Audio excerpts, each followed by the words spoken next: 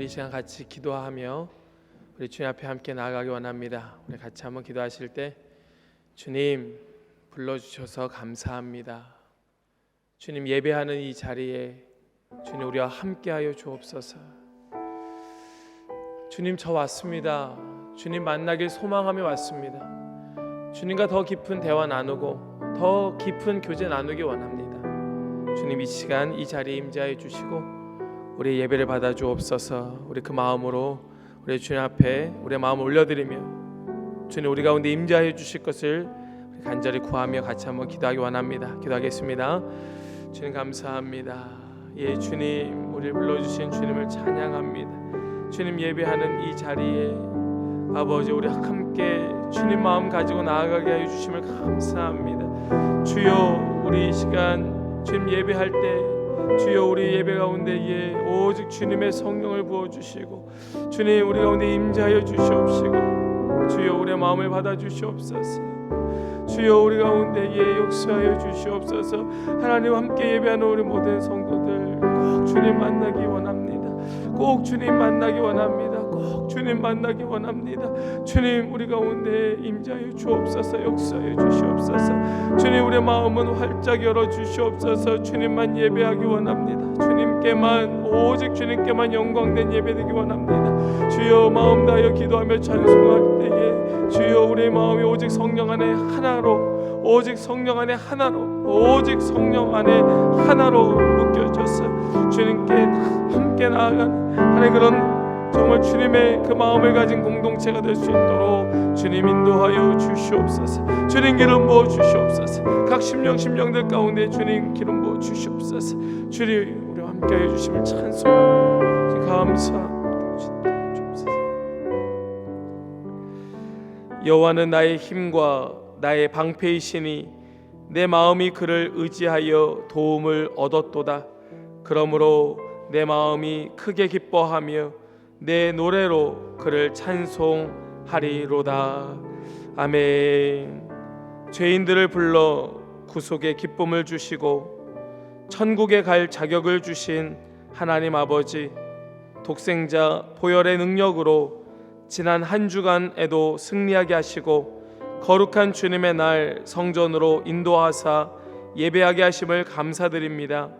오늘도 성도들이 가지고 나온 그 모든 기도의 제목들, 그 모든 마음들, 주님 앓고 있는 모든 그런 질병들, 아픔들 주님 기도에 응답되게 하여 주시고 치유되는 기적의 시간이 되게 하여 주시고 더 깊이 주님을 만나고 주님 경험하며 주님으로 인하여 새로워지는 감격의 시간이 되게 하여 주시고 하늘의 권능을 받아 믿음의 지경이 넓어지는 시간 되게 하여 주시옵소서. 그 주님을 바라보며 온전히 주님만 예배하길 원하오니 주여 우리의 예배 흠양하여 주시고 모든 영광 주님께 올려드릴 때에 주님만 높임받아 주시옵소서. 오직 주님께 감사와 찬송과 영광과 경배를 드리며 우리 주 예수 그리스도의 이름으로 기도하옵나이다. 아멘. 우리 다 함께 일어나셔서 찬송가 23장 함께 찬송하겠습니다. 찬송가 23장입니다.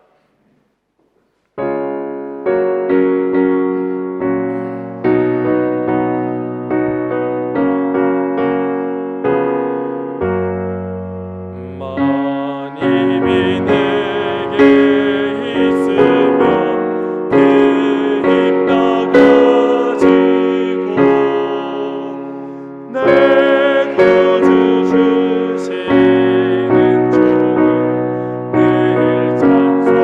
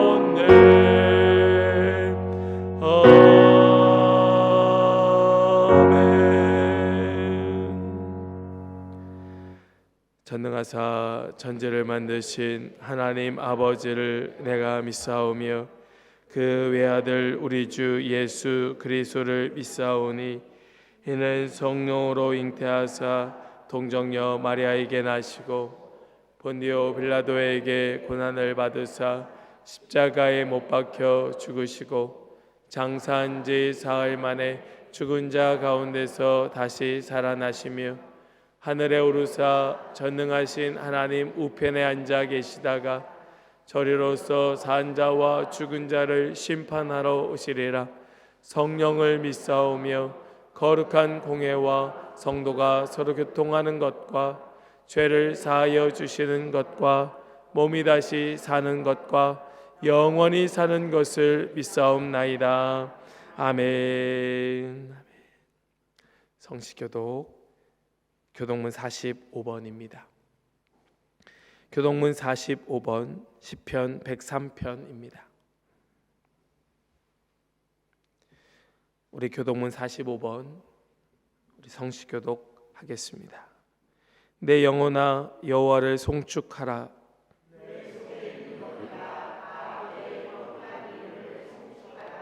내 영혼아 여호와를 송축하며 그의 모든 은택을 잊지 말지어다.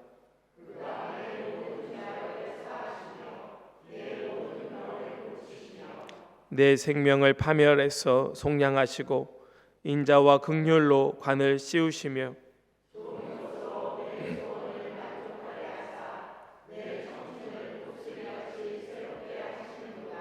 여호와는 긍휼이 많으시고 은혜로우시며 노하기를 더디하시고 인자하심이 풍부하시도다.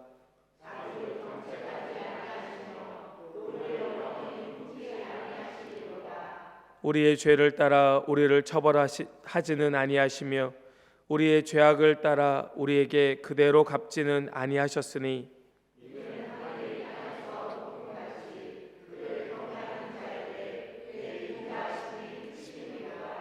동이 서에서 먼 것 같이 우리의 죄가를 우리에게서 멀리 옮기셨으며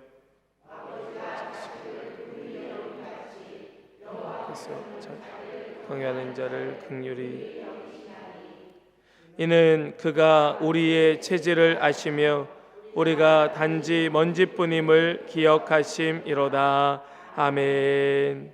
다 함께 고백의 기도로 주님 앞에 기도하기 원합니다. 함께 기도합니다. 우리가 연약할 때에 힘을 주시는 하나님 아버지, 우리는 심히 연약함에도 능력이 많으신 주님을 의지하지 않고 세상만을 의지한 불신앙을 고백하게 하심을 감사드립니다.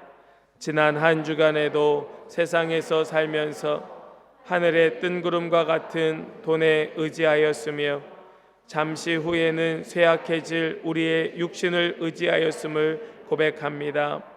보잘것없는 욕심을 채우기 위하여 귀한 물질을 허비하기도 했습니다. 하나님의 영광보다 자신의 영광을 위하여 칭찬 듣기를 즐긴 죄를 고백하나이다.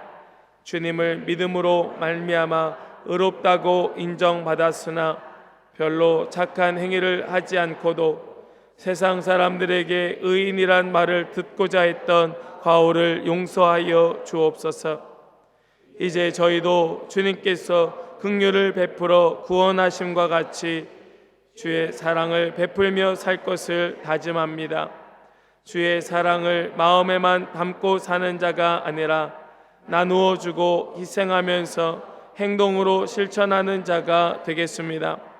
나누는 삶이 손해나는 것이 아니라 마음이 풍성해지고 인생이 행복해지는 천국의 비결임을 배우겠습니다. 사랑은 아무리 부족해도 나눌 수 있는 기적의 샘물임을 증거하겠습니다. 고단한 몸이지만 하나님의 나라의 확정을 위해서 교회가 저의 손길을 필요로 할 때 앞장서겠습니다. 진리의 말씀을 더 깊이 깨달아 하나님께 쓰임받는 일꾼이 되게 하옵소서. 예수님의 이름으로 기도하옵나이다. 아멘. 네가 그 의인을 깨우쳐 범죄하지 아니하게 하므로 그가 범죄하지 아니하면 정령 살리니 이는 깨우침을 받았으며 너도 내 영혼을 보존하리라. 아멘. 다 자리에 앉히겠습니다. 우리 함께 찬송가 365장 통일 찬송가 484장 함께 찬송하겠습니다. 찬송가 365장입니다.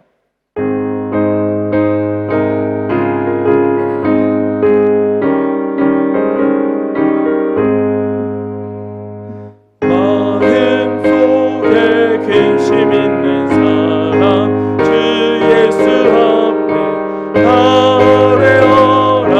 슬픈 마음 있을 때에 나도 주 예수께 아뢰라.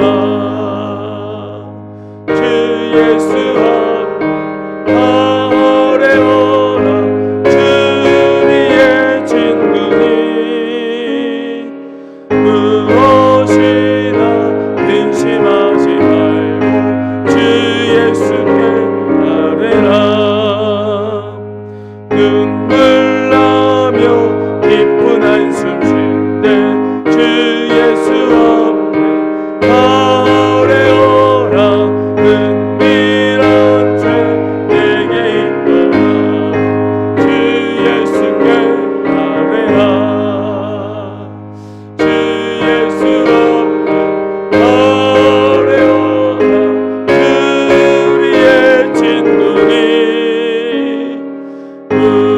무엇이나 근심하지 말고 주 예수께 아뢰라. 괴로움과 두려움 있을 때에 주 예수 앞에 아뢰어라. 내일을 염려하지 말고 주 예수께 아뢰라. 주 예수 앞에 아뢰어라. 주님의 진군이 무엇이나 근심하지 말고 주 예수께 아뢰라. 주님 앞에 법을 내는 자여 주 예수 앞에 아뢰어라. 하늘나라 바라보는 자여 주 예수께 아뢰라. 주 예수 앞에 아뢰어라. 주의 진군이 무엇이나 근심하지 말고 주 예수께 아뢰라.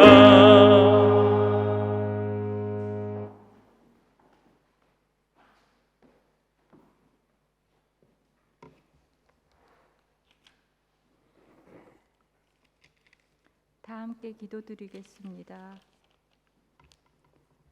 만물이 다 그로 말미암고 그를 위하여 창조하신 주 여호와를 찬양할지어다. 너를 지으시며 너를 모태에서 조성하시고 너를 도와줄 여호와를 찬양할지어다.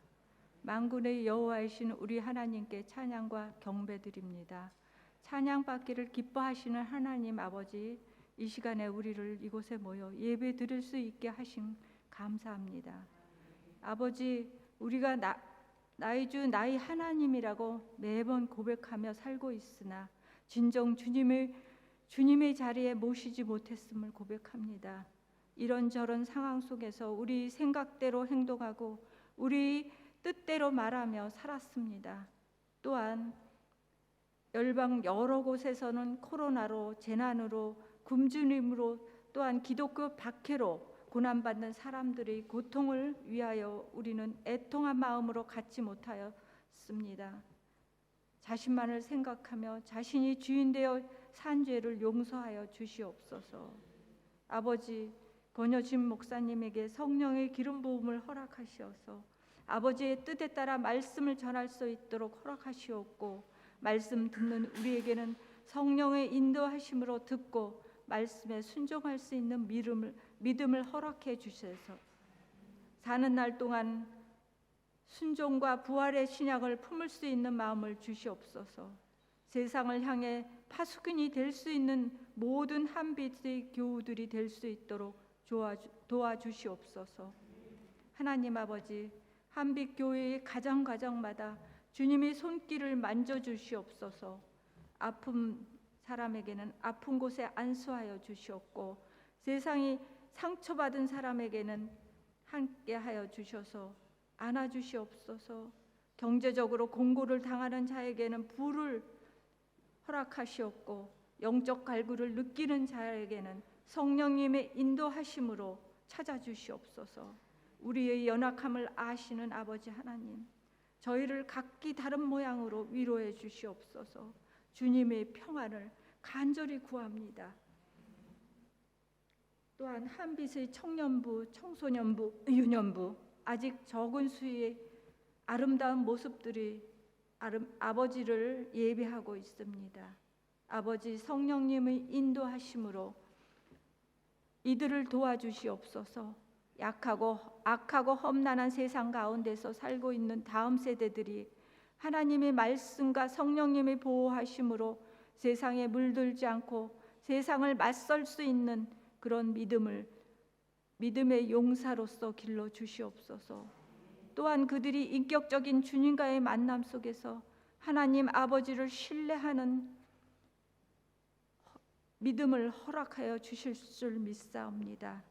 아버지, 오늘 선교훈련 학교를 인도하시는 봉유정 선교사님과 또 그 사모님을 허락하여 주심을 감사하고, 그분의 건강을 회복시켜 주실 줄 믿고 우리에게 가르쳐 주실 때 피곤치 않도록 성령님 인도하여 주시옵소서. 또한 아버지 하나님, 예배를 시작하는 그 시간부터 끝나는 시간까지 성령님의 임재를 사모합니다. 오늘 드린 모든 기도를 들으시고 이루어 주실 줄 믿사오며 우리 구원자 되신 예수 그리스도의 이름으로 기도드립니다. 아멘.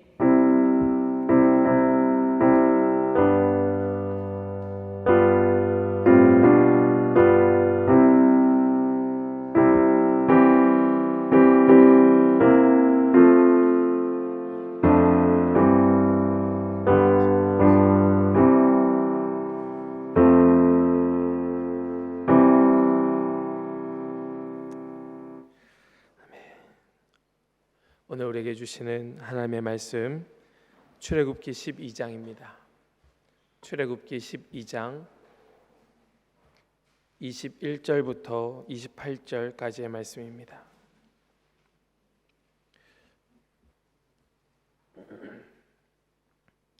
출애굽기 12장 21절부터 28절까지의 말씀입니다. 구약 성경 98페이지 정도에 있습니다.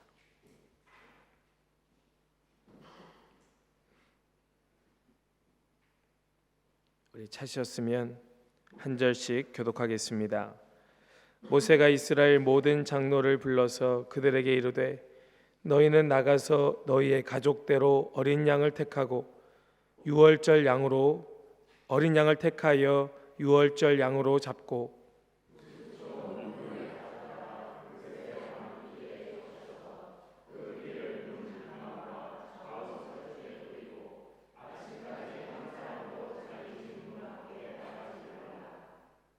여호와께서 애굽 사람들에게 재앙을 내리려고 지나가실 때에 문 임방과 좌우 문설주의 피를 보시면 여호와께서 그 문을 넘으시고 멸하는 자에게 너희 집에 들어가서 너희를 치지 못하게 하실 것임이니라.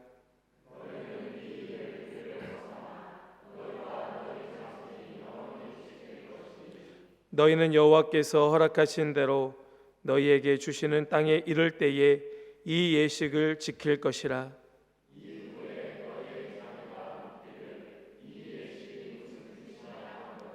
너희는 이르기를, 이는 여호와의 유월절 제사라.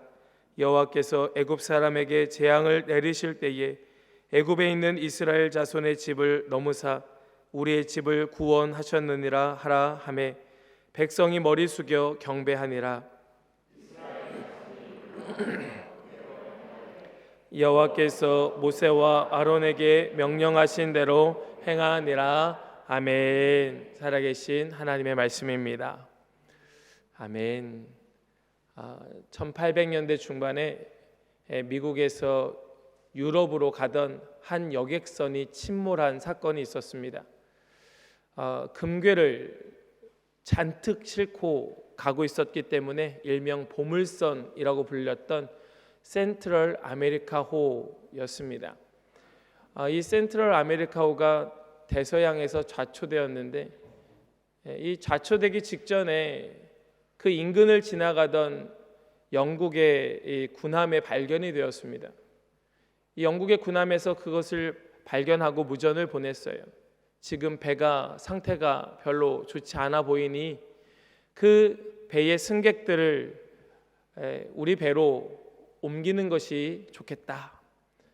그러자 이 선장이 고민하다가 결정을 내리지 못하고 내일 아침까지만 기다려달라라고 무전을 보냅니다.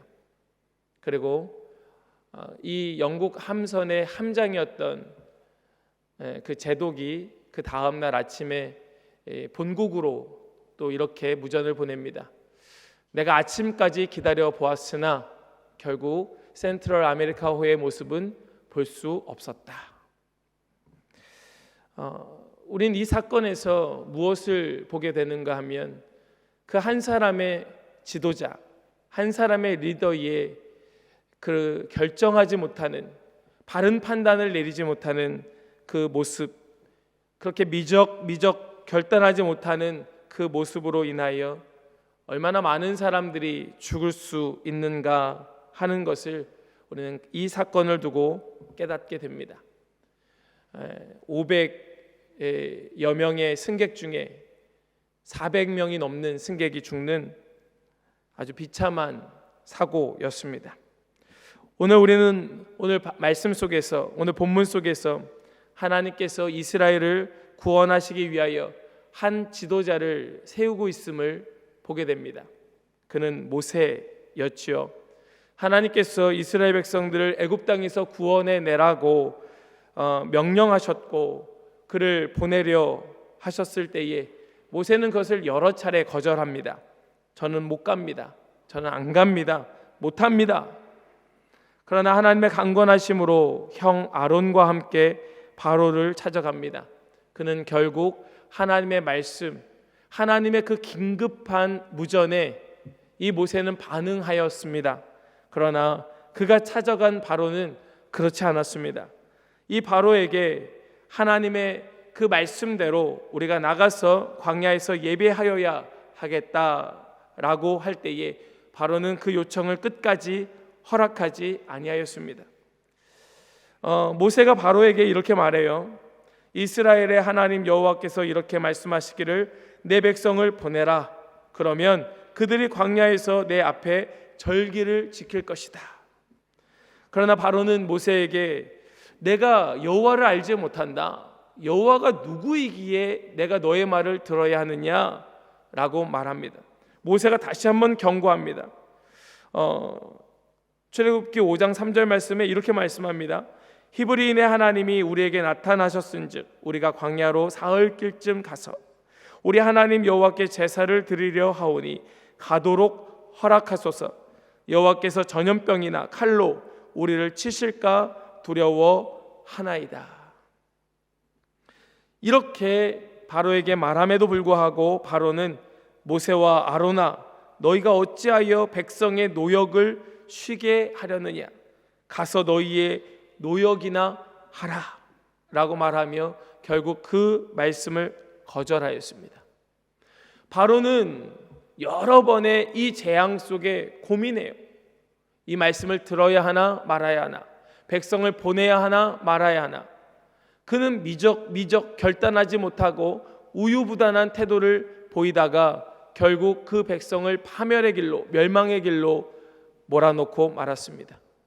9번의 대재앙이 있었습니다. 우리 그 재앙을 하나하나 우리 열거하면 다 기억나실 거예요. 첫 번째 무엇이었습니까? 나일강이 붉은 피로 변하는 재앙이었습니다. 두 번째는요, 개구리가 그 강에서 무트로 올라오는 재앙이었습니다. 피가 변하고 그 다음에 개구리가 올라오고 그 다음에 무엇입니까? 티끌이 이로 변하는 사건이 있었습니다. 그리고 네 번째 어떤 재앙이었습니까? 파리떼가 나타나서 온 애굽 전역을 완전히 뒤덮어 버렸습니다. 다섯 번째 무엇이었습니까? 악질이 온갖 가축에 일어나서 이 짐승들이, 가축들이 엄청난 고생을 하는 그런 재앙이 있었습니다. 여섯 번째 재앙이 무엇이었습니까? 독종이 일어나서 마치 사람의 몸이 옛날 욥처럼 완전히 몸에 욕창이 일어나고 그 피부병으로 죽을 지경에 이르는 그 사건이, 독종이 일어나는 사건이 있었습니다. 일곱 번째 사건이 무엇입니까? 네? 우박이 하늘에서 쏟아져 내려가지고 그나마 남아있던 작물들이 다 상해버리는 사건이 일어났고, 여덟 번째 무엇입니까? 메뚜기 떼가 나타나서 그 모든 곡물들을 다 갉아먹는 사건들이 일어났습니다. 아홉 번째 사건이 무엇입니까? 그 모든 자연 만물이 완전히 숨을 죽여버렸어요. 빛을 잃어버렸습니다. 흑암이 그 땅을 덮어버렸습니다. 이렇게 아홉 개의 재앙이 그 땅 가운데에 하나 일어나면서 애굽 사람들이 신으로 섬겼던 그 신들이 하나하나 멸망에 가는 것을 보았음에도 불구하고 이 바로는 마음을 돌이키지 않았죠. 그는 고민 민기적 되다가 결국 멸망을 맞게 되었던 것입니다. 여러분, 이 재앙 하나하나가 하나님께서 그 땅 가운데에 주셨던, 주기를 원하셨던 자유와 구원의 메시지였음을 우리는 기억해야 할 것이에요. 여러분, 오직 하나님께서 이스라엘 백성들만 구원하시기 위하여 지금 이 모세를 사용하고 계십니까? 만약에 이 모세의 말을 바로가 처음에 단번에 들었더라면 이 애굽 땅에 이러한 재앙은 없었을 것이고, 이 애굽 땅 그 백성들 역시도 구원을 받았을 것입니다. 지도자 한 사람이에요. 이 한 사람이 그 재앙을 만들어내고 있었던 것입니다. 하나님은 그들에게 기회를 주고 계셨습니다. 하나님은 그 백성들을 살리기 원하셨습니다. 그들에게도 역시 자유와 구원을 선포하고 계셨습니다. 그러나 이 애굽 땅에 이 바로와 또 그 백성들이 하나님의 말씀을 듣지 아니한 연고로 그 백성들은 점점 멸망으로 치닫고 있었고, 이스라엘 백성들은 그 기회를 기회 삼아 대탈출의 역사를 점점 더 써 내려가고 있었던 것이죠. 그리고 오늘 우리가 읽은 본문의 장면을 맞게 됩니다. 오늘 우리가 읽은 이 본문의 장면은 이제 마지막 열 번째 재앙이 임하기 직전이에요. 아직 열 번째 재앙은 임하지 아니하였습니다. 열 번째 재앙이 임하기 직전에 오늘 말씀이 등장하고 있습니다. 모세는 바로 왕 찾아가서 이제 마지막 열 번째 재앙이 임하게 될 것을 선포하고 있었던 것입니다. 여러분, 우리는 오늘 이 말씀을 통하여 하나님께서 우리에게 얼마나 자유와 구원을 주길 원하시는가 하는 것을 우리는 보아야 할 것입니다. 하나님께서 얼마나 그 묶인 자들의 묶임을 자유케 하길 원하고 계시는가. 우리 오늘 이 말씀을 통하여 우리 가운데 여전히 묶임과 여전히 우리 가운데 그 세상 속에 있는 그렇게 민기적 결정하지 못하고 결단하지 못하는 모습들이 있다면, 오늘 이 말씀을 통하여 우리 하나님의 말씀을 붙들고 정말 자유와 구원의 백성 될 수 있기를 간절히 소망합니다. 우리 먼저 나누기 원하는 것은요, 우리 하나님의 결심을 우리는 보게 됩니다. 하나님의 자유와 구원을 위한 하나님의 그 결심 말입니다.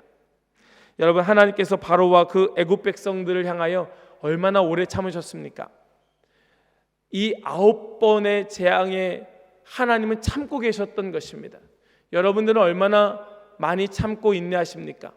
여러분들의 그 자녀들을 향하여 혹은 주위의 사람들을 향하여 어떤 사건들을 향하여 여러분들은 얼마나 오래 참고 또 기다리고 계십니까?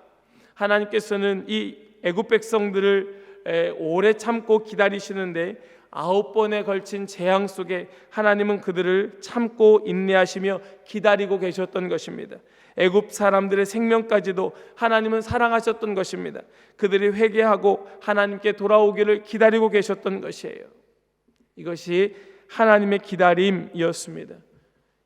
그러나 이 바로가 하나님의 엄중한 경고를 받아들이지 않게 되자 하나님은 이제 마지막 결심을 하게 됩니다. 그 10번째 재앙은 우리가 아는 바와 같이 장자가 죽는 재앙이었습니다. 여러분, 이 장자가 죽는 재앙은 아주 특별한 의미가 있었습니다.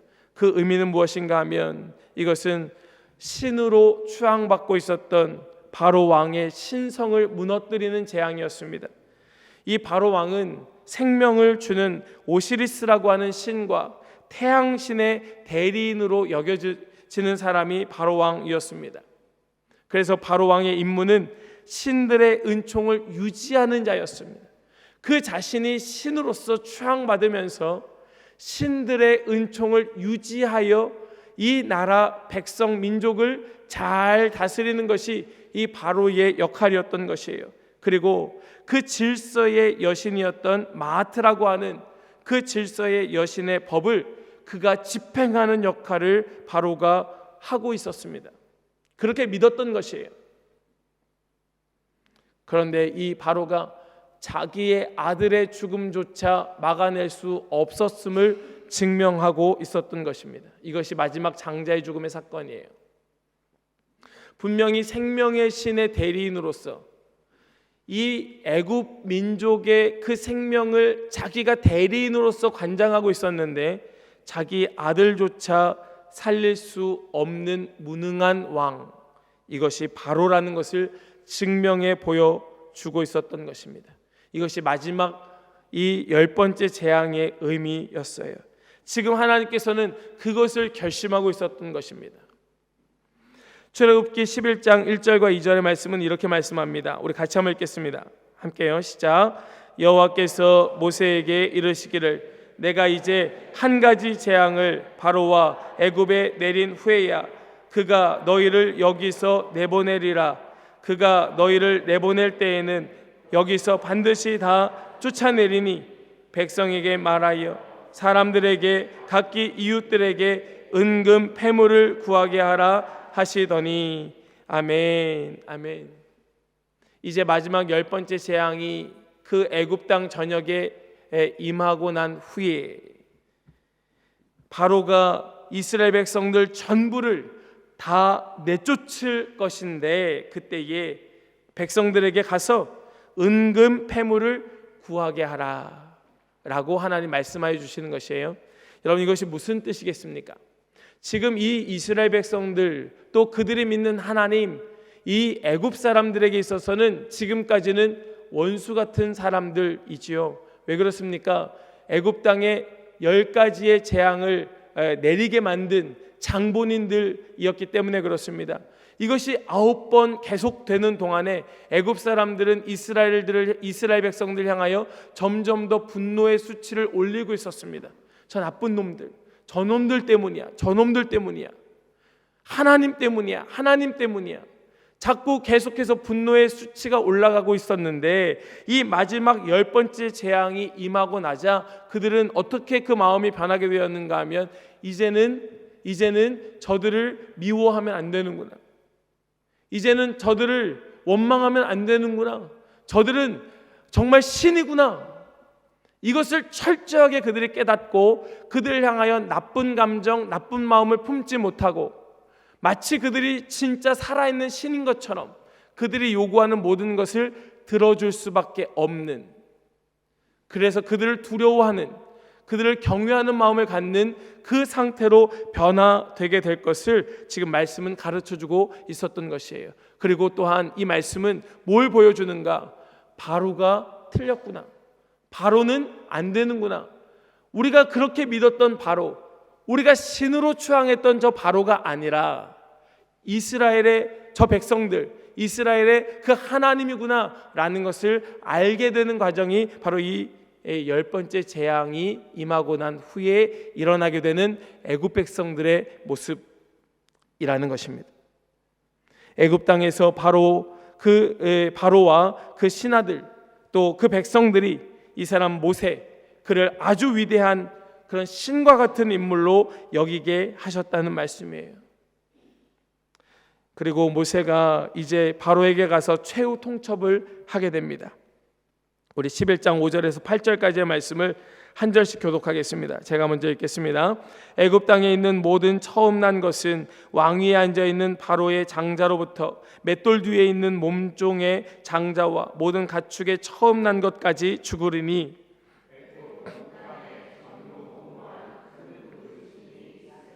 그러나 이스라엘 자손에게는 사람에게나 짐승에게나 개 한 마리도 그 혀를 움직이지 아니하리니 여호와께서 애굽 사람과 이스라엘 사이를 구별하는 줄을 너희가 알리라 하셨나니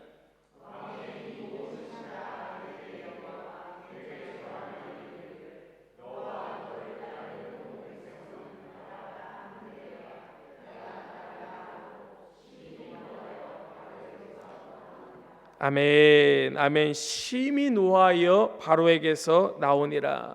심히 노하여 바로에게서 나오니라. 여러분, 이것은 이 모세가 바로에게 말을 하였지만 이것은 하나님의 최후의 경고의 말씀이었죠. 이것이 마지막 경고 아닙니까? 하나님께서 결심하신 것입니다. 하나님께서 결단하신 것입니다.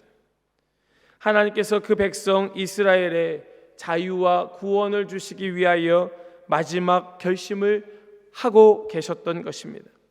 사랑하는 여러분, 왜 이 말씀을 함께 나누는가?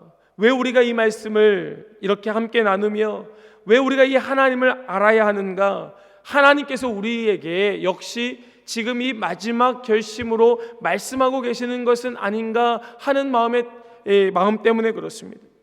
하나님 우리에게도 뭔가를 계획하고 계시고 하나님 우리에게도 그 계획하심을 이루고 계시는데 그것이 마치 이 열 번째 재앙과 같이 하나님 이미 오래 참고 기다리셨고 이미 우리의 삶에 나타난 그 수많은 사건 속에 하나님 우리에게 사인을 다 보내주셨는데 우리가 그것을 알지 못하고 있다가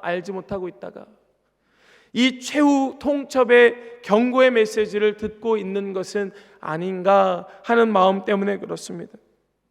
하나님께서 우리를 향한 결심이 있는 줄 여러분 믿으시기 바랍니다. 여러분 그것이 누구에게는 구원과 자유를 위한 메시지이고 누구에게는 이것은 저주와 멸망을 위한 메시지가 되는 것입니다.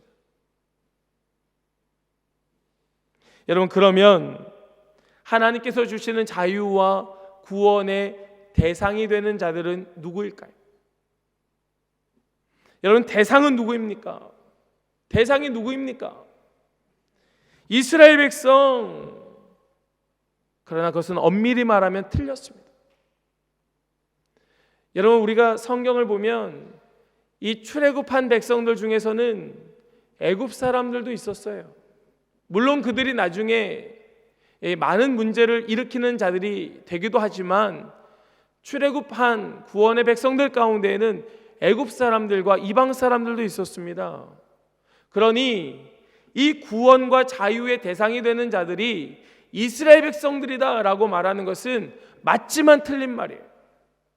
그래서 오늘 말씀을 우리 중심으로 하여서 그 엄밀히 말씀하고 계시는 구원의 대상이 누구인가, 자유의 대상이 누구인가 같이 한번 살펴보기 원하는데 여러분 23절 말씀을 같이 한번 읽겠습니다. 오늘 본문 23절 같이 한번 읽겠습니다. 시작. 여호와께서 애굽 사람들에게 재앙을 내리려고 지나가실 때에 문 임방과 좌우 문설주의 피를 보시면 여호와께서 그 문을 넘으시고 멸하는 자에게 그 너희 집에 들어가서 너희를 치지 못하게 하실 것임이니라. 아멘. 여러분 이것은 유월절에 대한 말씀 아닙니까? 유월절. 여러분 유월절의 말의 뜻은 넘어간다라는 뜻이죠. 넘어간다. 하나님께서 그 출애굽 전날 애굽 땅에 있는 모든 사람이든 가축이든 처음 난 것에 생명을 치실 때에 6월 넘어간다. 이것이 6월절이지요. 그리고 그 하나님께서 살려두기로 작정한 자들, 그들은 문 임방과 문 설주에 피를 발라 하나님의 백성임을 표시하였습니다. 이것이 사인이었어요. 그리고 이스라엘 백성들은 그 다음 날 니산월 15일로부터 7일 동안 이 고난을 상징하는 누룩을 넣지 않은 빵, 무교병을 먹으면서 무교절을 지키게 되지요. 누룩을 넣지 않은 빵, 이것은 고난을 상징하는 빵이에요. 이 무교병을 먹으면서 유대인들은 특별한 식사의 시간을 갖게 됩니다. 여러분, 이것은 굉장히 큰 의미였습니다.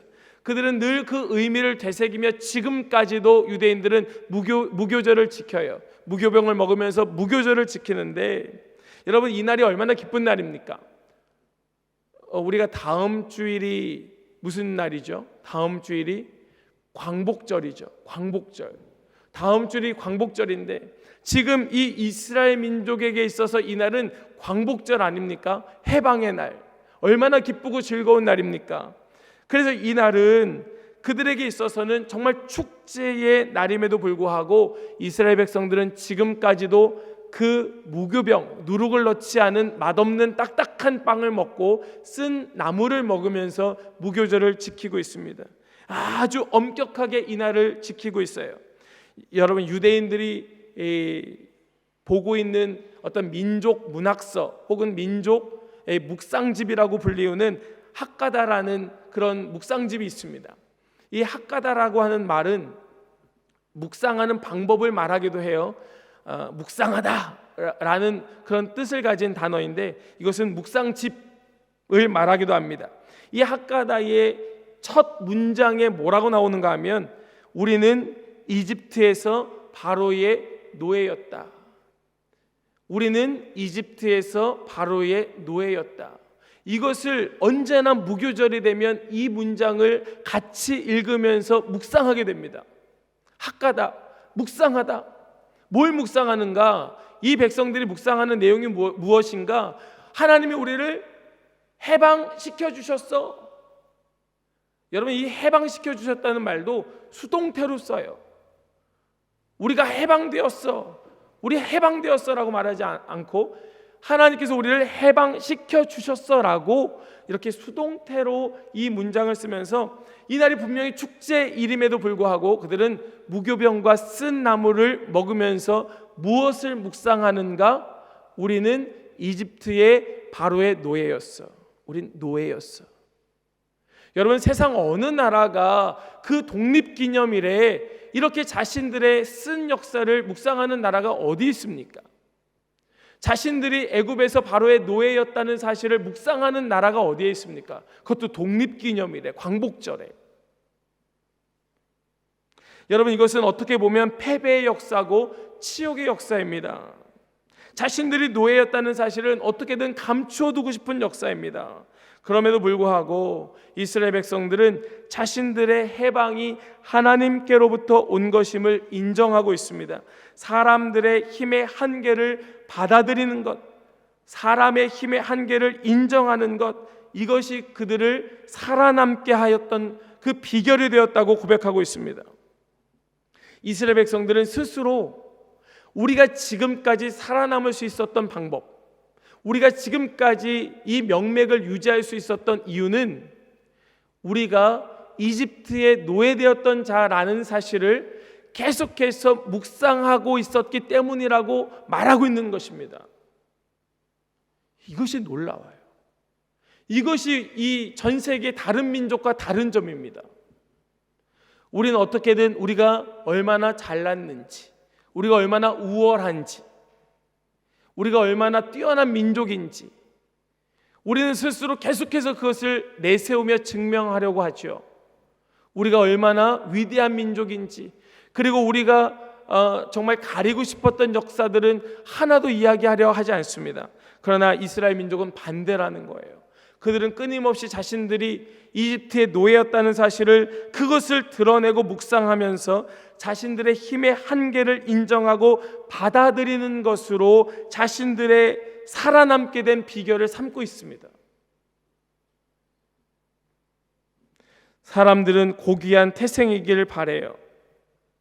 그러나 말씀은 우리 자신이 처참한 죄인의 후예임을 자각하는 것으로부터 믿음은 시작된다고 말씀하고 있는 것입니다. 사랑하는 여러분, 인간에게 베풀어 줄 수 있는 가장 큰 긍휼이 무엇인가? 어떤 신학자는 그것은 자기가 죄인임을 깨닫게 해주는 것이다 라고 말하였습니다. 인간에게 베풀어 줄 수 있는 가장 큰 긍휼이 무엇인가? 그것은 스스로 죄인이라는 사실을 인정하게끔 만들어주는 것이 가장 큰 긍휼이다. 즉 하나님의 자유와 구원의 대상이 되는 자들은 누구인가? 이스라엘 백성들이 아닌 누구입니까? 자신이 죄인이라는 사실을 인정하는 자였다는 것이에요. 이것이 구원의 대상이 됩니다. 나는 바로의 노예였어. 나는 세상의 노예였어. 나는 죄인이야.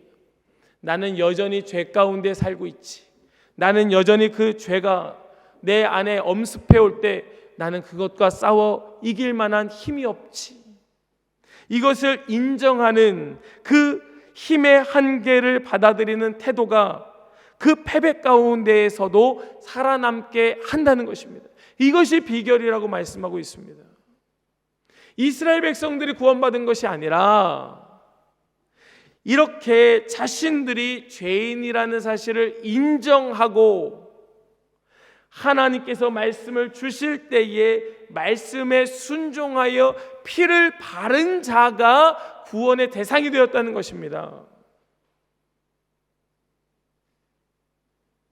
여러분, 우리에게도 마찬가지예요. 우리가 하나님의 그 자유와 구원을 누릴 수 있는 것은 우리 스스로 자신의 죄인됨을 자각하고 인정하는 것부터가 시작입니다.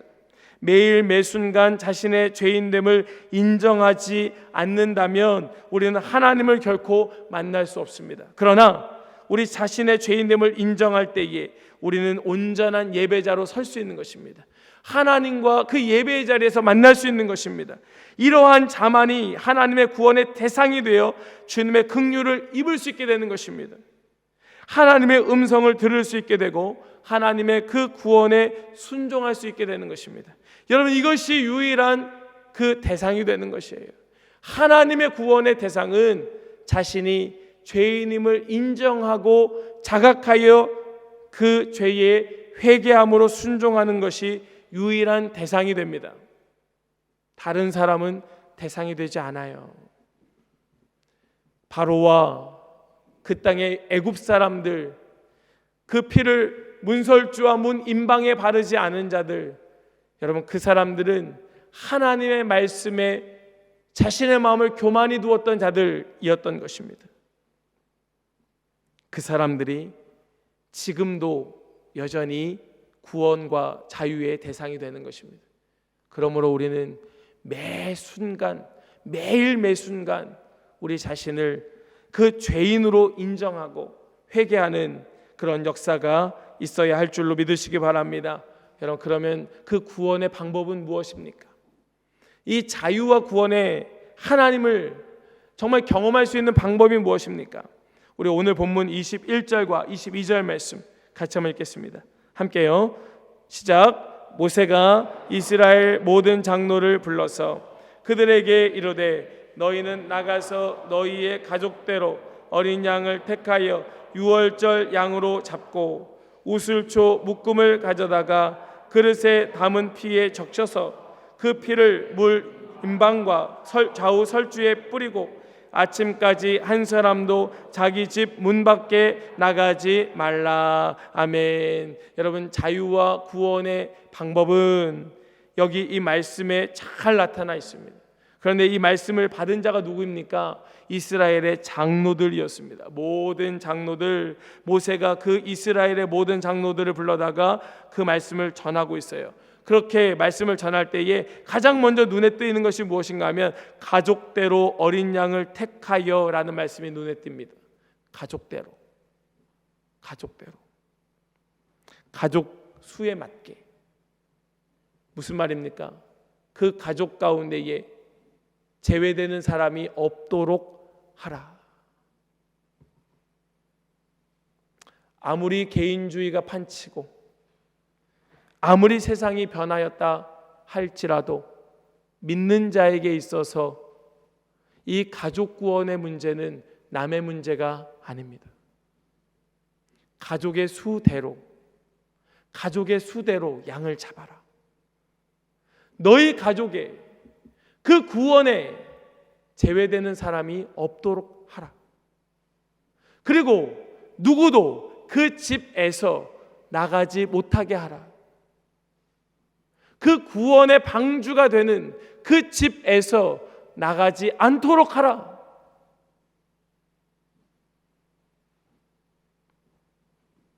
그리고 피를 가져다가 우슬초 묶음을 거기에 적셔서 문 임방과 좌우 설주에 뿌려라. 그리고 이렇게 말씀합니다. 24절과 25절입니다. 같이 한번 읽겠습니다. 너희는 이 일을 규례로 삼아 너희와 너희 자손이 영원히 지킬 것이니 너희는 여호와께서 허락하신 대로 너희에게 주시는 땅에 이를 때에 이 예식을 지킬 것이라. 아멘. 너희와 너희 자손이 어떻게 하라고 합니까? 영원히 지킬 것이라. 이것을 영원히 지키라. 영원히 지키라. 그 자유와 구원의 유일한 방법, 이것은 이 피를 그 문에 또 좌우 설주에 바르는 것, 이것을 영원히 지키는 것, 이것이 유일한 방법이 됨을 가르쳐주고 계시지요. 하나님께서 세상에 재앙을 내리시던 그날 밤에 그 자리를 지나실 때에 중요한 것은 그 집에 누가 있느냐가 아니었습니다. 누구? 내가 너 잘 알지? 넘어갔던 것이 아니었습니다. 너 장로? 내가 넘어가야지. 그것이 아니었습니다. 이 집은 목회자 가정 넘어가야지. 아니었습니다.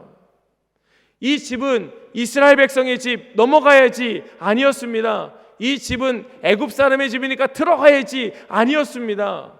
유일한 방법, 유일한 사인은 바로 피였습니다. 이거 말고는 하나님께서 요구하신 것도 없었고 명령하신 것도 없었어요. 이 집은 고급 빌라니까 내가 넘어가고, 이 집은 무너져가는 오두막집이니까 내가 들어가야지. 얘는 평소에 착한 일을 많이 했으니까 내가 넘어가고, 얘는 평소에 사람 죽이고 거짓말하고 사기쳤으니까 내가 들어가야지. 아니었습니다. 하나님 그거 하나도 보지 않으셨습니다. 하나님 그거 절대 확인하지 않으셨습니다. 그 안에 누가 있는지, 어떤 사람인지 하나님 증명해 보이라고 말씀하지 않으셨습니다. 유일하게 보신 것은 바로 핏자국이었습니다.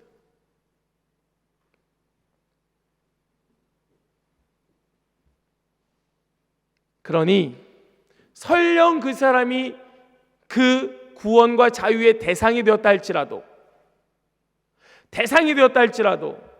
피가 없으면 죽는 것이고, 그 대상이 설령 되지 못하였다 할지라도 피만 바르면 사는 것이고, 이것이 유일한 방법 아닙니까? 그런데 참 감사하게도, 어쩌면 원망스럽게도 그 대상이 된 사람들만 피를 발랐다는 거예요. 그러니까 이 대상이 되었다고 하여 무조건적으로 구원받는다, 그 구원에 이르렀다 라고 말할 수 없습니다.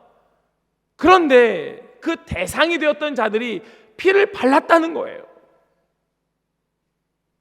여러분, 상관관계가 이해가 되십니까? 여러분, 우리가 회개하였다고 구원받습니까? 우리가 우리의 죄를 자각하고 고백하였다고 구원받는 것입니까? 그것이 아니라 예수의 피가 발라져야 구원받는 것인데, 지금 왜 이 말씀을 이렇게 정말 침을 튀면서 피를 토하며 말씀을 드리는가 하면, 교회가 오해하고 착각하고 있는 것 같아서 말씀을 드립니다. 아무리 봐도 예수의 피가 안 발라져 있는 사람들인데, 마치 내가 회개하고 뭔가 내 죄를 인정하였다고 하여 마치 그것이 구원과 동일한 언어인 것처럼 오해하고 착각하더라라는 것이에요.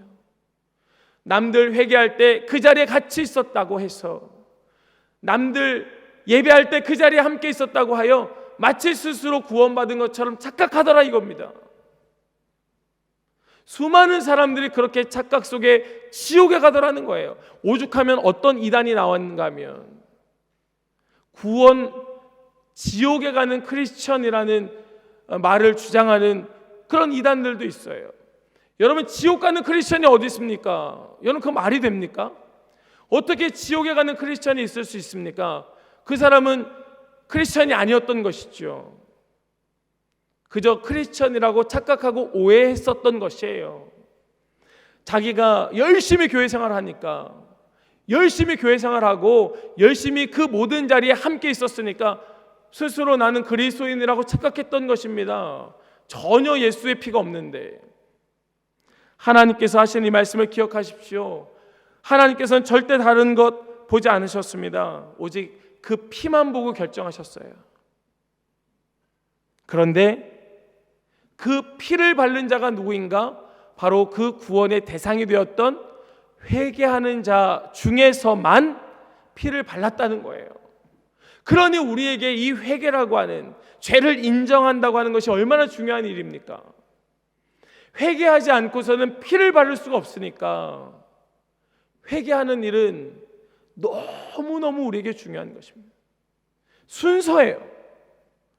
회개함으로, 내가 죄를 자각함으로 회개하고 매일매일 순간순간 그 피로 나를 덮어주실 것을 하나님 앞에 완전히 구하고 그 피로 완전히 흥건하게 적셔진 후에야 우리는 하나님께 나아가는 것, 바로 그것이 구원의 길인 것입니다. 자꾸 우리가 하나님께로 이제 막 가야 되는데 자꾸 그 문턱을 못 넘어요.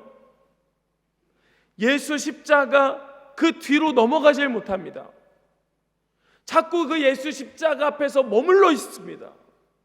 거기서만 있어요. 하나님께서 분명히 피를 발라 그들에게 자유와 구원을 주시고 이제 나가라, 이제 그 홍해를 건너라 말씀하고 계시는데 피 잔뜩 발라놓고 나가지 않는 사람들이 있는 것 같아 보여요. 물론 그런 사람 없겠지만, 피를 발라갖고 살았는데 어떻게 안 나갑니까? 마치 그런 것 같아 보여요.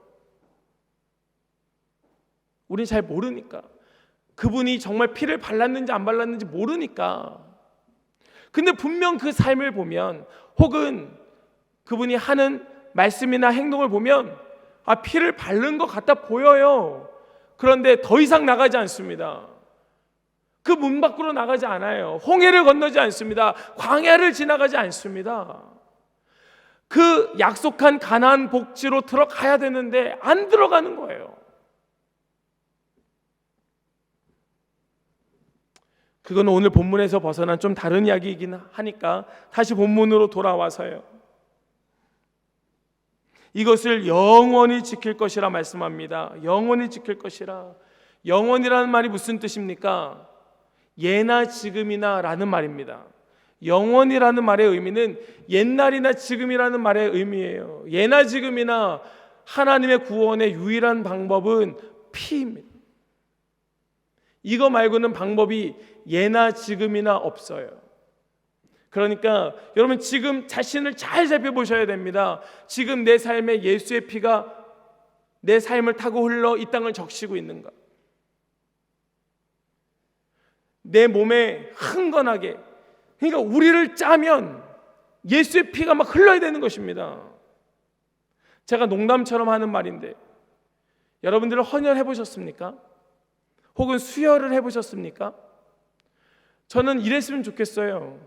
제 피를 헌혈해서 다른 사람들한테 막 나눠주면 제 피 받은 사람들, 수혈 받은 사람들이 다 예수 믿는 사람들이 되었으면 좋겠어요. 네?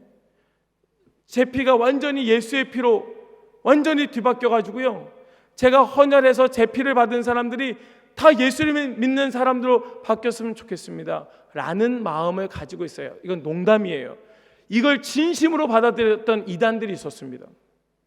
그래서 피를 갈아엎는 피가름 교리를 자신들의 그 가장 중요한 교리로 여겼던 이단들이 나타났었어요. 그래서 실제로 막 피를 막 갈아버리는, 교주의 피로 받는, 교주가 있으면 그 교주의 피를 막 받아요. 이런 이단도 있습니다. 하나님께서는 오직 피만 보고 결정합니다. 우리를 짜면 예수의 피가 흐르는가, 주님 그것만 보시는 거예요. 여러분들을 짜면, 건드리면 피가 나와야 돼요. 예수의 피가. 찌르면 예수의 피가 흘러야 돼요. 찌르면 예수의 피가 흘러야 돼요. 여러분들 걷는 발자국마다 예수의 핏자국이 선명하게 나타나야 됩니다. 그래야 사람들이 그걸 보고 그 예수가 하신 그 길 따라가는 것 아니겠습니까? 구원의 다른 조건 말씀해 주신 적 없습니다. 구원의 다른 말씀 우리에게 요구하신 적 없습니다.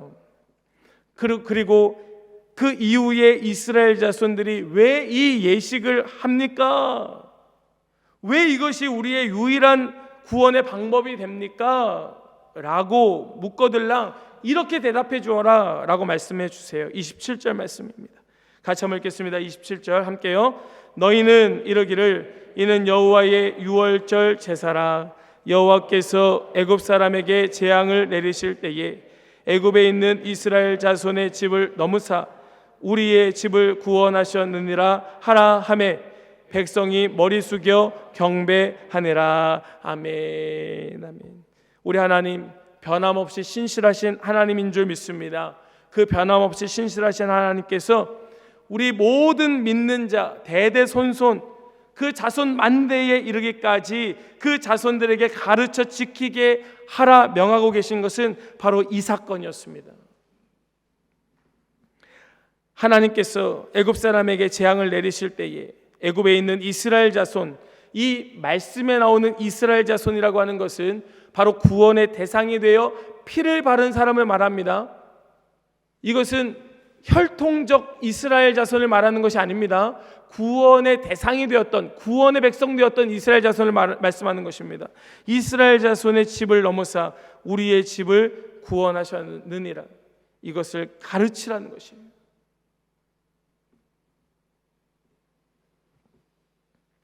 유일한 구원의 방법입니다. 다른 방법이 없습니다. 지금 이 시대의 지혜가 우리를 완전히 속이고 있습니다. 이 시대의 지혜가 자꾸 젊은 사람들을 그 마음을 혼돈하게 만들어버려요. 그래서 기독교가 아닌 세상으로 흘러가고 있습니다. 교회가 아닌 세상으로 자꾸 나아가고 있습니다. 그러면서 그럴듯한 이론을 가져와요. 교회는 이렇지 않느냐? 교회가 자꾸 이렇게 하지 않느냐? 교회의 흠결을 가져다가 자꾸 우리에게 반론을 제기합니다. 그래도 안 된다고 말해줘야 하는데 그렇게 말을 자신 있게 할 만한 사람들이 점점점 더 우리 가운데서 사라져가고 있습니다.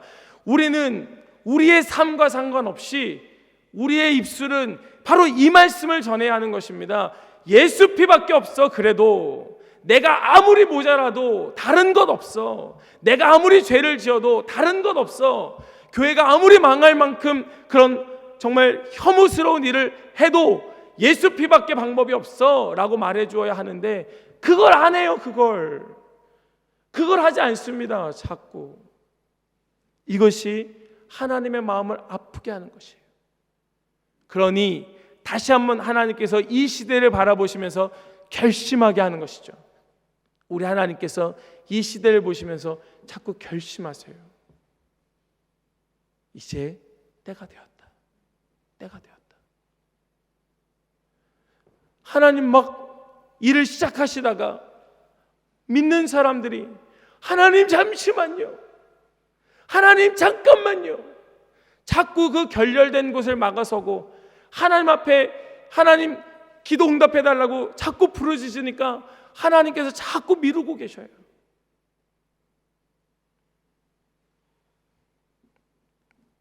그러나 하나님께서 결국에 그 일을 이루어 내시죠.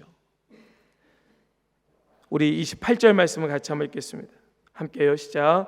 이스라엘 자손이 물러가서 그대로 행하되 여호와께서 모세와 아론에게 명령하신 대로 행하니라. 아멘. 아멘. 결국 말씀대로 행하여 그 피에 흥건히 적셔진 사람들은 구원을 받게 되었다라는 말씀이죠.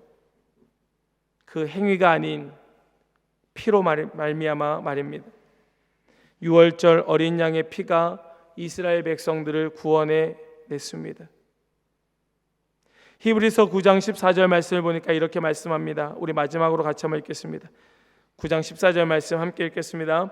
하물며 영원하신 성령으로 말미암아 흠 없는 자기를 하나님께 드린 그리스도의 피가 어찌 너희 양심을 죽은 행실에서 깨끗하게 하고 살아계신 하나님을 섬기게 하지 못하겠느냐. 아멘. 하나님을 섬기게 하지 못하겠느냐. 여러분, 결국 하나님을 온전히 예배하는 자가 어떤 사람인가 하는 것을 히브리서에서 우리에게 명확하게 가르쳐 줍니다. 하나님을 진정으로 예배하는 자, 하나님 앞에 온전한 예배로 나아가는 자는 그리스도의 피로 깨끗함을 입은 자다. 바로 그가 살아계신 하나님을 섬기는 자가 되는 것입니다. 예수 그리스도의 그 피는 모든 죄를 단번에 구속하는, 깨끗하게 하는 능력이 되었습니다. 그 갈보리 십자가의 피가 오고 가는 모든 사람들의 그 죄를 담당하고 깨끗하게 하였습니다. 그리고 하나님께서는 그 대상이 되고 그 방법대로 순종한 자를 다 구원해 내셨던 것이에요. 우리 오늘 말씀 다시 한번 좀 묵상해 보기 원합니다. 아까 말씀드린 것처럼 학가다, 무슨 뜻이었습니까? 묵상하다. 이스라엘 백성들이 뭘 묵상하였습니까? 나는 이집트의 바로의 노예였다. 계속해서 그것을 묵상하며 자기 자신을 자각하는 것입니다. 매일 매 순간마다 주님, 저는 세상의 노예였습니다. 주님, 저는 이 세상에 속해 있던, 이 속에 여전히 머물렀던 죄인입니다. 주님, 제 행위가 아닌, 제 의가 아닌, 저의 어떤 잘남이 아닌, 저의 어떤 봉사나 제 어떤 노력이 아닌 오직 예수 그 피가 저를 구원할 뿐입니다. 이것을 다시 한번 마음속에 새기고, 여러분, 하나님께서 이제 나가라,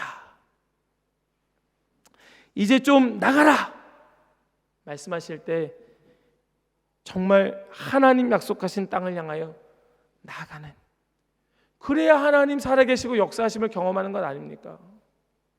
그런 우리 모든 성도 되길 원합니다. 하나님께서 우리가 사흘길쯤 가서 예배할 것이다 라고 바로에게 말하라고 모세에게 말씀하셨죠. 사흘길쯤 가서 하나님께 예배할 것이다. 지금 이 애굽 땅에서는 예배가 되지 않는 것이에요. 어디 가야 예배가 됩니까? 이 애굽 땅에서 멀찍이 떨어져야, 이 애굽 땅, 그 죄악된 세상 속에서 멀찍이 떠나가야 비로소 예배가 시작될 수 있는 것입니다. 우리 거기서 다시 만나기 원해요. 우리 거기서 만나기 원합니다.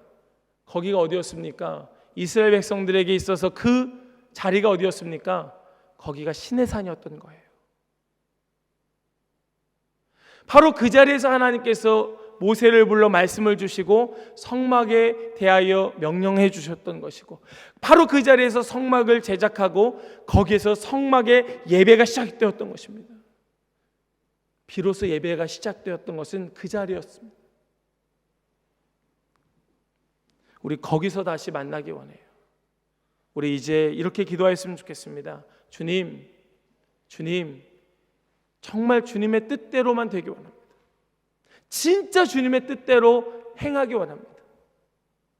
주님께서 말씀하시는 대로만 제가 인정하기 원합니다. 예나 지금이나 변함없이 동일한 주님의 구원의 방법이 오늘 바로 저의 삶에 일어나기 원합니다. 이런 기도가, 결단이, 다짐이 저 여러분들에게 넘쳐날 수 있게 되기를 간절히 소망합니다. 아멘. 우리 함께 시간 찬양하겠습니다. 우리 찬양하실 때 찬송가 549장 함께 찬송하겠습니다. 통일 찬송가 431장입니다. 통일 찬송가 431장, 새 찬송가 549장인데요. 우리 찬송 함께 찬송하면서 우리를 향한 하나님의 결심, 우리에게 말씀 주시는 그 하나님의 음성이 들리기를 원하는 그런 기도하는 마음으로 같이 한번 찬송하겠습니다. 찬송하겠습니다.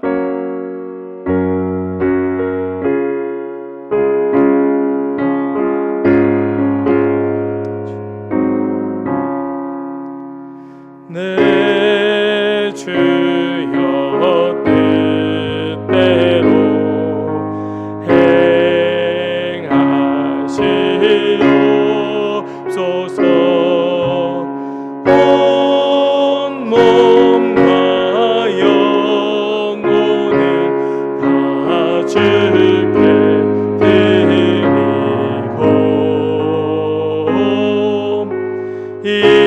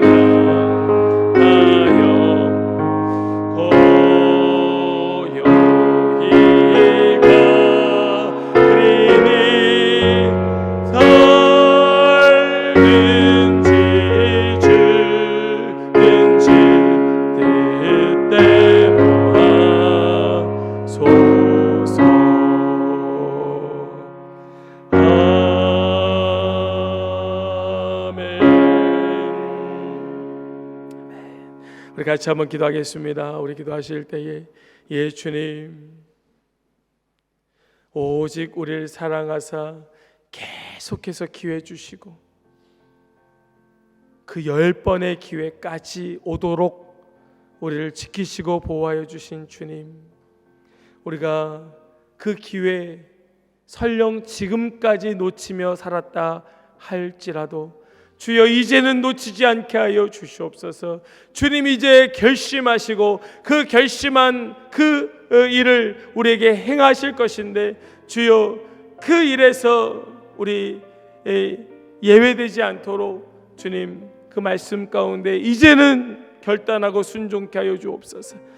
정말 우리가 죄를 자각하고 인식하고 우리가 세상 가운데 노예였음을, 우리가 죄인이었음을 인정함으로 주님의 구원의 대상이 되어 깊이 회개함으로 주님 앞에 엎드리게 하여 주시고 오직 그 예수 그리스도의 그 피를 흠뻑 발라 그 피로 구원 얻는 정말 주님의 구원의 백성 되게 하여 주옵소서.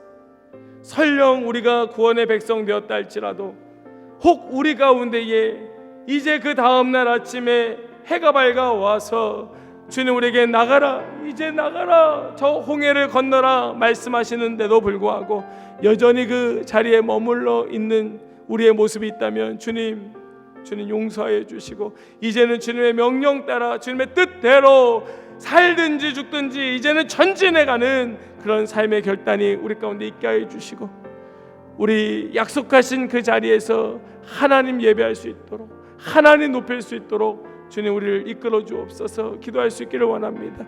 우리 가운데 정말 하나님과의 그 교제가, 교통함이 원활하게 원만하게 이루어지지 않고 뭔가 자꾸 막힘이, 하나님과의 관계에 막힘이 있다면 우리의 문제 가운데 오늘 살펴본 말씀 가운데에 우리의 문제의 자리를 찾고 우리 거기서부터 실타래를 풀어가는 그러한 우리 자신과 우리 이곳에 예배하는 모든 성도 되기를 소망하면서 우리 함께 자신을 결단하고 또 우리 서로를 중보하면서 같이 한번 기도하기 원합니다. 기도하겠습니다. 아버지 하나님 감사합니다. 주님 그렇습니다. 아버지 우리에게 말씀 주시는 주님 찬양하며 아버지 우리에게 주시는 말씀 붙들고 아버지 지금 내 삶의 자리가 어디인가, 내가 지금 처한 곳이 어디인가, 내가 있는 곳이 어디인가 우리로 확인하게 해주심을 감사합니다. 하나님 우리 사랑하는 대한민국의 모든 성도들과 또 제가 아버지 이 말씀을 무겁게 붙들고 하나님 우리를 사랑하사 기회 주시는 그 하나님의 음성에 순종하고 아버지 우리가 죄인임을 자각함으로 아버지 우리가 얼마나 저 세상에 매여있고 묶여있었던 죄인인가를 하나님 우리가 인정함으로 회개하며 엎드리게 해주시고 아버지 우리가 여전히 피를 바르지 않고 있다면 아버지 우리 문인방과 문설주의 피를 발라 흠뻑 적심으로 아버지여 그 죽음의 사자가 넘어갈 수 있도록 주여 이제는 예수 보혈로 적셔지는 자 되게 하여 주시옵시고 하나님 우리가 예수 보혈로 이미 적셔진 하나님 우리의 그런 삶의 경험이 하나님 우리 가운데 우리 심령의 변화가 있었다면 우리 영혼의 구원하심이 우리 가운데 있었다면 하나님 이제는 머물러 있지 않고 하나님 이제는 달려나가는 역사 그 은혜가 우리 가운데 있게 하여 주시옵소서. 아버지 우리가 머물 곳이 이것이 아님을 하나님 우리가 인정하고 아버지 이제는 박차고 나아가 우리에게 약속하신 그 자리 예배의 자리 우리에게 말씀하신 그 말씀에 순종하여 예배의 자리에서 하나님을 예배하는 진정한 예배자가 될 수 있도록 우리를 도와주시옵소서. 아버지여 우리 불쌍히 여겨주옵소서. 아버지 우리를 성령하게 하나 되게 하옵소서. 아버지여 다 함께 나아가야 합니다. 아버지여 그렇게 함께 걸어가길 원합니다. 아버지 누구는 멀찍이 이미 저 광야에 살아가고 누구는 여전히 애굽에 남아있는 그런 자녀들 아버지 우리가 젖든 싫든 하나님 영원하고 원하지 않는 하나님 우리가 정말 그 구원을 얻는 하나님 우리가 너의 손을 잡고 온 가족이 함께 그 구원의 걸음을 걸어가는 은혜가 우리 가운데 있게 하여 주시옵시고 하나님 우리가 자각하였다면 인정하게 하여 주시고 인정하였다면 결단하게 하여 주시고 결단하였다면 살아내는 은혜가 그 역사가 우리 가운데 있게 하여 주시옵소서. 주여 우리를 불쌍히 여겨 주옵소서. 주여 우리를 불쌍히 여겨 주시옵소서. 아버지 이제는 우리가 아버지 그 문턱을 넘어서 전진케 하여 주시옵소서. 아버지 여전히 나아가지 못하고 제자리 걸어가고 있는 하나님 그런 삶에 이제는 탈피하게 하여 주시옵소서. 아버지여 우리 주신 이 말씀 하나님 우리가 깊이 묵상하기 원합니다. 하나님 깊이 묵상하며 깊이 바라보기 원합니다. 하나님 우리의 눈을 열어주시고 성령으로 충만하게 채워 주시옵소서. 주님 하나님 감사합니다. 오늘도 우리에게 말씀 주시는 주님을 찬양합니다. 오직 주님께만 영광 되길 원합니다. 홀로 영광 받아 주시옵소서.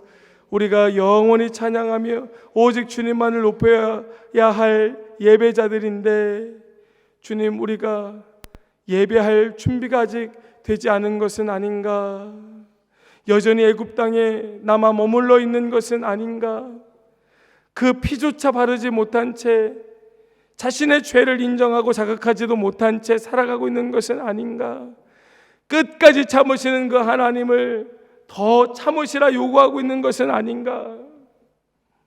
하나님, 우리 한빛교회에 은혜를 더하여 주셔서 우리가 조금 앞서가고 조금 뒤처지는 자들이 있을지언정, 누구는 이미 가나안 땅에, 누구는 아직 애굽 땅에 있는 것이 아니라 우리가 한 성령 안에서 같은 걸음으로 함께 나아가는 놀라운 은혜가 우리 한빛교회 가운데 있게 하여 주시옵시고, 우리가 그 한 걸음 한 걸음 나아갈 때에 그저 우리만 가는 것이 아니라 이스라엘 백성들 가운데에 애굽 사람들과 이방인들도 섞여서 그들도 함께 홍해를 건넜던 것처럼, 주여, 우리에게도 저 세상 뭇 백성들에게 우리의 남겨진 빗자국을 통하여, 우리가 남겨놓은 그 빗자국을 통하여 함께 나아가는, 함께 구원의 길로, 함께 그 예배의 자리로 나아가는 놀라운 은혜 역사가 우리 가운데 일어날 수 있도록 주여, 우리의 귀를 열어주시고 우리의 눈을 열어주시고 우리의 마음을 열어주시옵소서.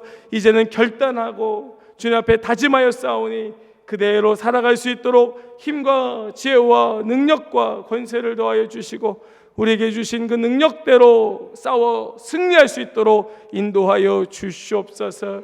주여, 이 세상 수많은 교회들, 이 세상 수많은 믿는다고 하는 자들이 교회는 출석하고 있지만 너무나 형식적이고 의무적인 종교생활 하면서 마치 겉모습은 그리스도인 같지만 그저 무늬만 그리스도인인 것을 우리가 보게 됩니다. 주님, 불쌍히 여겨주셔서 주님, 다시 한번 그 인생 붙들고 말씀 주시고 깨닫게 하여 주셔서 그저 무늬만 그리스도인 아니라, 형식적인 그리스도인 아니라 정말로 하나님 기뻐하시는 실질적 삶의 그리스도인 될 수 있도록, 그래서 짜면 예수 그리스도의 피가 흥건히 이 땅을 적셔낼 수 있도록 주님, 그 인생 가운데에 주님 다시 한번 큰 은혜의 역사로 일으켜 주시옵소서. 주님, 다시 한번 우리 사랑하는 성도들 한 영혼 한 영혼 주님 손에 올려드립니다. 우리 가운데 단 한 사람도 예외되지 아니하도록 주님 그 구원의 손길로 붙들어 주시고 꼭 인도하여 주시옵소서. 우리 함께 예배 자리에서 만나 하나님 예배케 하여 주시고 저 가나안 복지에 함께 들어가 영원히 주님 높일 수 있도록 주님 인도하여 주시옵소서. 주님 감사 찬송 올려드리며 오직 주님 뜻대로 이루어 주실 것을 믿음으로 고백하며 우리 주 예수 그리스도의 이름으로 기도하옵나이다. 아멘.